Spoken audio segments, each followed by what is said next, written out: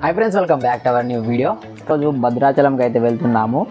So ఈ journey అయితే ఎలా ఉండబోతుందో చూద్దాం. మరి ఈ బ్లాగ్ అయితే మొత్తం చూసేయండి. సో ఇప్పుడు టైం వచ్చేసి 2:30 అవుతుంది. మనకు ఈ ట్రైన్ 3కి అయితే స్టార్ట్ అవుతుంది. సో భద్రాచలం ఎందుకు వెళ్తున్నానంటే మా అన్నకైతే కొంచెం ఆఫీస్ వర్క్ ఉంది. సో ఆ ఆఫీస్ వర్క్ మీద భద్రాచలంకి అయితే వెళ్తున్నాను. సో నేను ఎందుకు వెళ్తున్నానంటే అట్టినే చూడడానికి అయితే వెళ్తున్నాను. భద్రాచలం వెళ్ళడం నాకు ఇది ఫస్ట్ టైం. చూద్దాం ఎలా ఉంటుందో. టెంపుల్కి అయితే వెళ్దాం. టెంపుల్కి వెళ్ళి చూద్దాం. మా అన్న ఆఫీస్ వర్క్ అయిపోయిన తర్వాత టెంపుల్కి వెళ్ళి చూద్దాం అన్నాడు అన్న. మరి ఎలా ఉంటుందో. ఫస్ట్ టైం వెళ్తున్నాను. ఈ సంవత్సరం తిరుపతి ప్లస్ అరుణాచలం పాండిచ్చేరి ఈ టూర్ కంప్లీట్ చేసుకున్నాము. దాని తర్వాత ఇది ఈ నవంబర్ మంత్లో ఈ భద్రాచలం టూర్ అయితే కంప్లీట్ చేసుకుంటున్నాను. మార్నింగ్ ట్రైన్ అయితే మిస్ అయింది మాకు.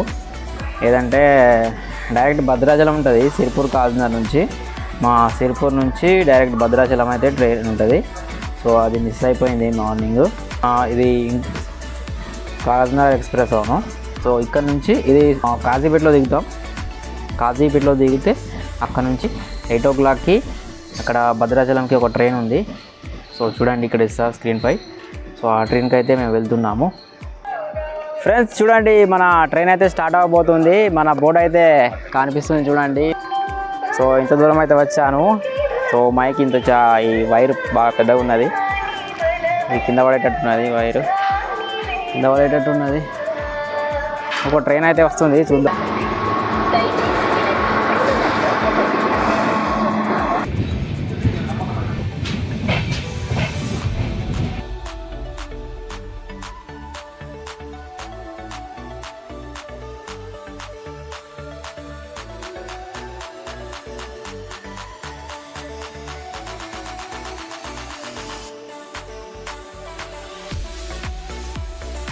ఫ్రెండ్స్, మన కాజీపేట్ రైల్వే స్టేషన్ మాత్రం ఒక మినీ మెట్రో లాగా చేశారు. చూడండి ఎలా ఉందో. మొత్తం చేంజ్ అయిపోయింది రైల్వే స్టేషన్. మొత్తం చేంజ్ అయిపోయింది ఫ్రెండ్స్ మన కాజీపేట్ రైల్వే స్టేషన్.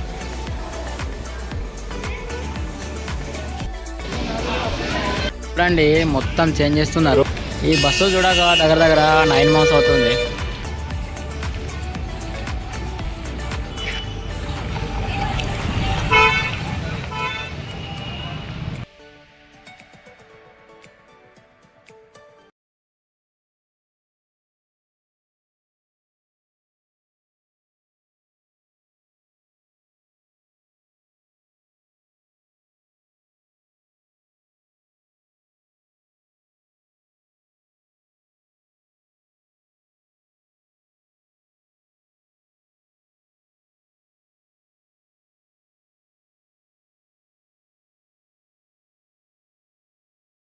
ఫ్రెండ్స్, మన కాకతీయ ఎక్స్ప్రెస్ అయితే వస్తుంది. సో వెళ్తున్నాం. ప్లాట్ఫామ్ నెంబర్ 2కి వస్తుంది. సో వెళ్తున్నాం. ఇక భద్రాచలం వెళ్ళే వరకు 12 అవుతుంది కావచ్చు. నైట్ అయితే చేరుకుంటాం. అన్న వాళ్ళ ఫ్రెండ్ రూమ్కి అయితే వెళ్తాం. మన కాజీపేట్ రైల్వే స్టేషన్ అయితే మొత్తం మాడిఫై అయిపోయింది. నేను కాజీపేట మన వరంగల్కి రాక 9 months అవుతుంది. ఆ 9 monthsలో మొత్తం చేంజ్ అయిపోయింది. వేరే లెవెల్ అయిపోయింది రైల్వే స్టేషన్ మొత్తం. చూసారు కదా.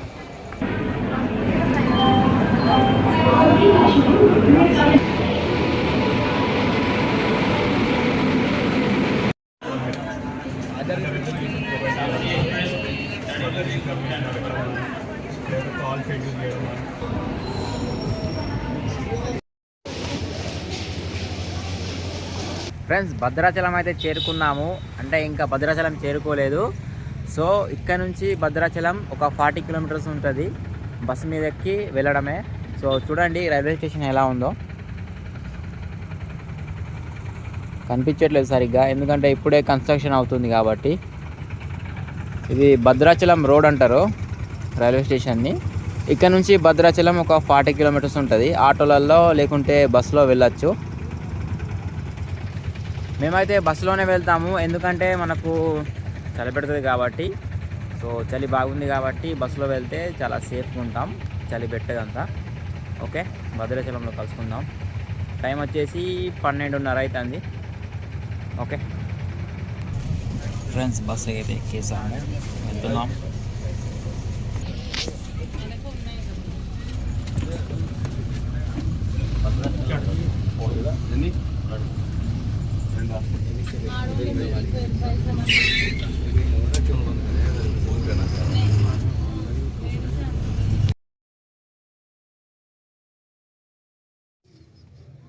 ఫ్రెండ్స్, మేము ఇప్పుడైతే భద్రాచలంలో ఉన్నాము.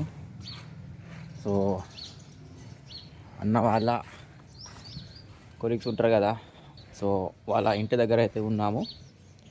లొకేషన్ మాత్రం బాగానే ఉంది ఇక్కడ. సో మార్నింగ్ అవుతుంది,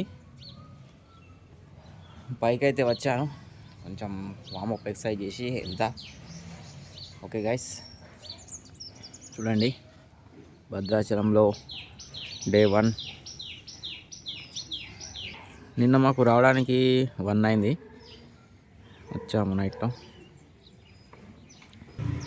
ఎక్సర్సైజ్ చేసి కిందికైతే వెళ్దాము.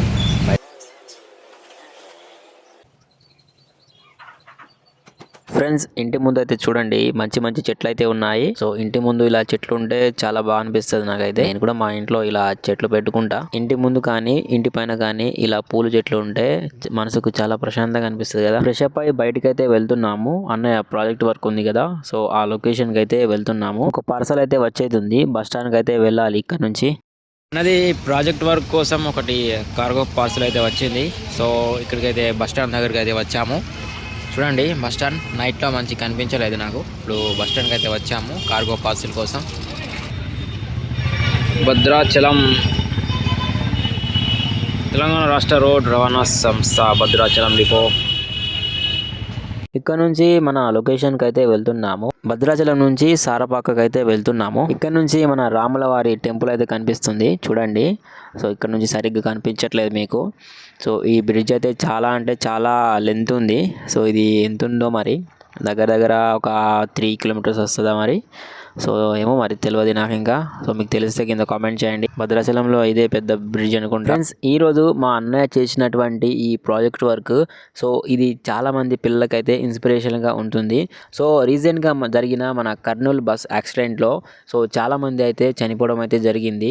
సో ఇది ఈ ప్రాజెక్ట్ ఏంటంటే, ప్రైవేట్ స్కూల్ వాళ్ళు మా అన్నయ్యకి అయితే ఈ వెహికల్ అయితే ఇలా తయారు చేయమని చెప్పారు. మా అన్నయ్య అయితే ఎలక్ట్రానిక్ ఇంజనీరింగ్ చేశారు. సో మా అన్నయ్య అయితే ఈ బస్ లో ఒక సిస్టమ్ అయితే పెడుతున్నారు. ఫైర్ వచ్చినప్పుడు లైట్ బజర్ ఇలా ఆన్ అవ్వడానికి, ఎమర్జెన్సీ అలర్ట్ ఉండడానికి. స్కూల్లో వాళ్ళ పిల్లలకు ఈ ప్రాజెక్ట్ వర్క్ ఎందుకు ఇస్తున్నారంటే సేఫ్టీ అవేర్నెస్ పెరగడానికి. ప్రైవేట్ స్కూల్ వాళ్ళు వాళ్ళ పిల్లల యొక్క నైపుణ్యాన్ని పెంపొందించేందుకు ఈ electronical and communicational project work ని తయారు చేయమని అన్నయ్య వాళ్ళకైతే ఇవ్వడం అయితే జరిగింది. సో ఈ బస్ లో అయితే చాలా మంచి సిస్టమ్ అయితే ఉంటుంది.